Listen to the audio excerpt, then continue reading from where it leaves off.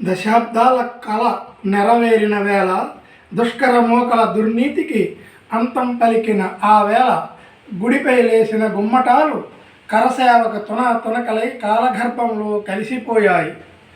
అరుగుపై బందీ అయిన బాలరామునికి అందమైన ఓ గుడిసె తాత్కాలికంగా తయారైంది.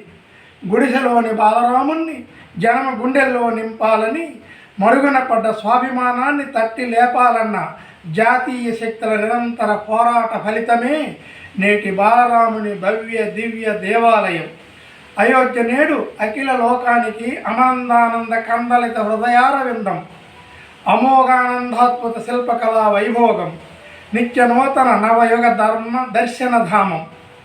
ఆనాటి రాముడు అరణ్యాలలో రాక్షస సంహారం చేస్తే నేడు జనారణ్యంలోని రామద్రోహుల భరతం పట్టడానికి దామోదరుడే రాజదండం పట్టి పోరాడి పురుషోత్తముని పుట్టిన పుణ్యభూమిలో కట్టిన ఆలయము అశేష జన మనోగత మందిరం.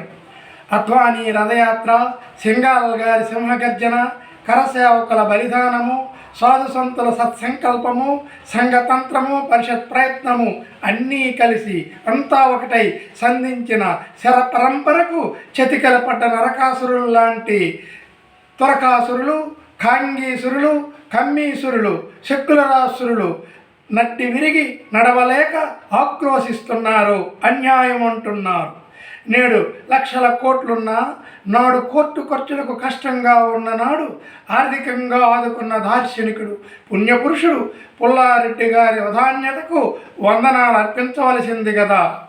అందుడైన ఇందుకోసమే పుట్టాడనుకుంటున్న పుణ్యమూర్తి రామభద్రాచార్యుని వేద విజ్ఞానం సాక్షిగా న్యాయదేవతకే నడక నేర్పిన న్యాయ విద్యా విశారదుడు, శతవసంతాలకు పిసరంత దూరంలో ఉన్న పరాశరన్ వాదన పటిమకు పంచభూతాలు పరకాయ ప్రవేశం చేసి 5గురు న్యాయపతులుగా మారి ఏకగ్రీవంగా ఇచ్చిన తీర్పు అయోధ్యలో సయోధ్యకు సాకారమైంది అనటము ఔచిత్యము కాదేమో.